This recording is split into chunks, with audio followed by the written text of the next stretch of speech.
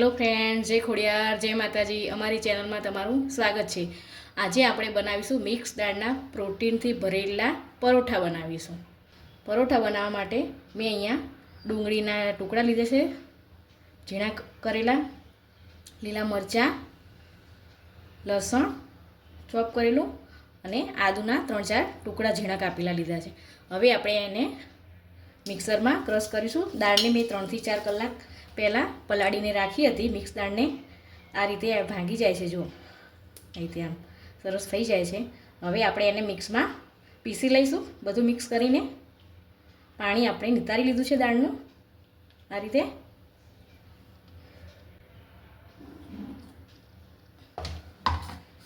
દાળને પહેલાં આપણે મિક્સર બાઉલમાં લઈ લઈશું.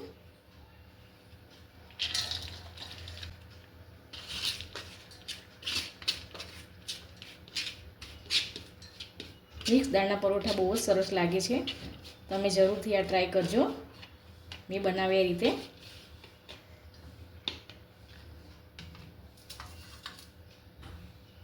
લીલા મરચાંના ટુકડા નાખીશું. ઘણીવાર કેવું થતું હોય કે આપણે આખા મરચાં નાખીએ છીએ તો અંદર કટકા રહી જતા હોય છે, એટલે મેં લસણને પણ ઝીણું ચોપ કરીને લીધું છે,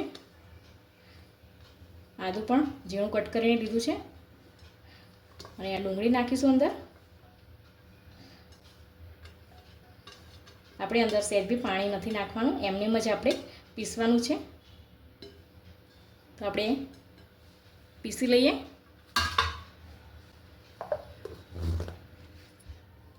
દાળ અહીંયા આપણી પીસાઈ ગઈ છે, તો આપણે હવે કાઢી લઈશું.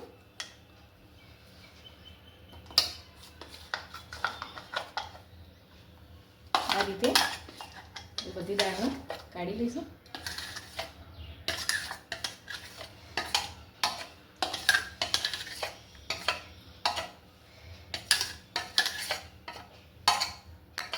દાળ આપણી આ રીતે પીસાઈ ગઈ છે, તો આપણે એની અંદર હવે ડુંગળી નાખીશું. ડુંગળી આ રીતે ઝીણી મેં ચોપ કરીને રાખી હતી, એ આપણે અંદર લઈશું, નાખી દઈશું. ગાજરને છીણી લીધું છે, આપણે ગાજર લઈશું.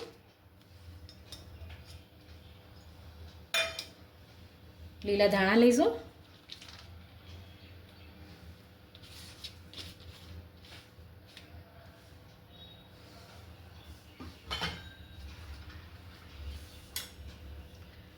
ચાટ મસાલો નાખીશું. ચાટ મસાલો ના હોય તો લીંબુ પણ નીચોઈને નાખી શકાય. લાલ મરચું પાવડર નાખીશું, થોડી હળદર નાખીશું, ધાણા જીરું,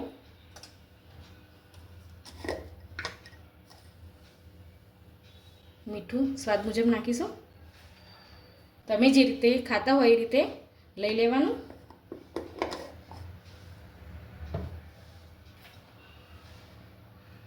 થોડું તેલ નાખીશું.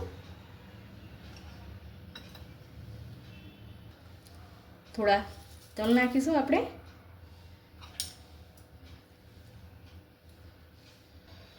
આ બધાને સરખું આપણે મિક્સ કરી લઈએ. આપણું અહીંયા મિક્સ થઈ ગઈ છે સરસ તે દાળ, બધું ડુંગળી ને બધું નાખીને. તો હવે આપણે એની અંદર જેટલો લોટ સમાશે એ રીતે લોટ આપણે બાંધીશું. મેં આમાં પાણીનો સહેજ બી ઉપયોગ નથી કર્યો.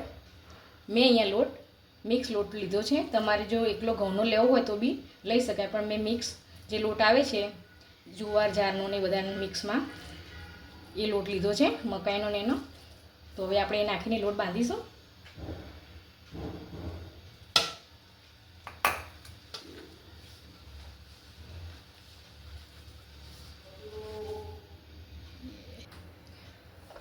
લોટ આપણો અહીંયા બંધાઈ ગયો છે, તો આપણે ટીપું તેલ મૂકીને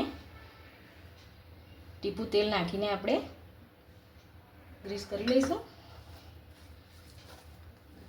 ટીપું તેલ નાખીને આપણે ટૂંપી લઈશું. આ રીતે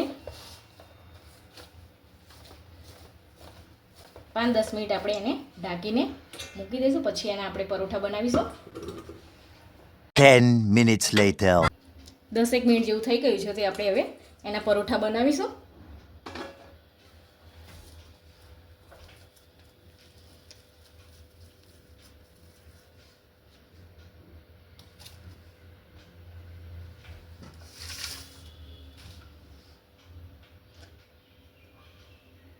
આ પરોઠા જલ્દીથી ફટાફટ અને બની જાય છે.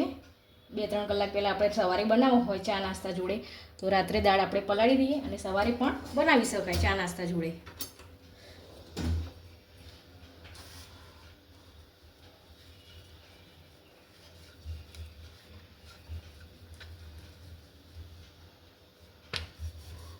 આ રીતે આપણે પરોઠા વણી લઈએ.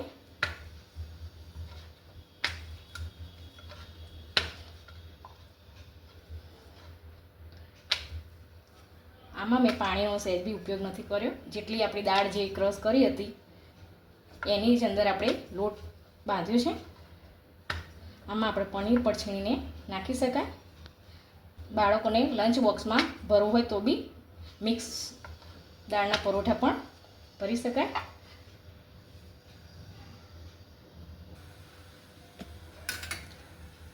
લોડી આપણી ગરમ થઈ ગઈ છે તો આપણે અંદર પરોઠો નાખીશું.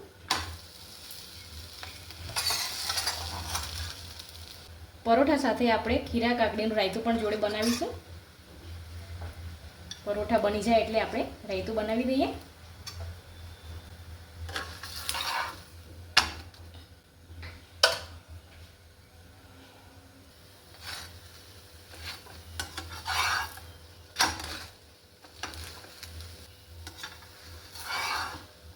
પરોઠો આપણે બનીને તૈયાર થઈ ગયો છે. આપણે બીજા પણ બનાવી લઈએ. એ રીતે મિક્સ દાળના પરોઠા આપણા બનીને તૈયાર થઈ ગયા છે. તો આપણે હવે રાયતું બનાવીશું. રાયતું બનાવવા માટે આપણે દહીં લઈ લીધું છે. આમાં મેં ખીરા કાકડી ખમણીને રાખી હતી એ નાખીશું. થોડો ચાટ મસાલો ચપટી, શેકેલું જીરું,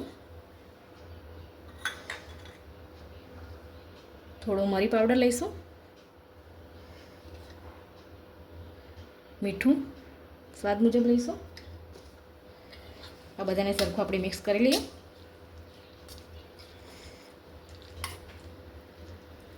આ પરાઠા સાથે આપણે રાયતું ખાવાની બહુ મજા આવે છે.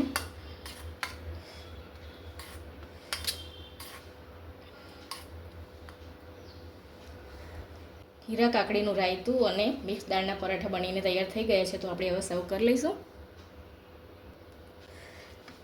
પરાઠા એકદમ સોફ્ટ અને પોચા બન્યા છે. આ રીતે સરસ. આજની આ રેસીપી સારી લાગી હોય તો લાઈક કરો, શેર કરો અને સબસ્ક્રાઈબ કરો.